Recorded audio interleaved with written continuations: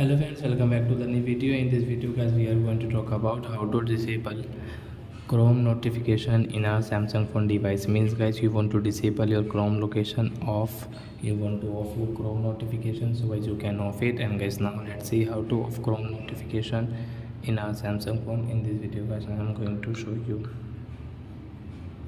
So friends, first of all, open your phone setting to disable your Chrome notification.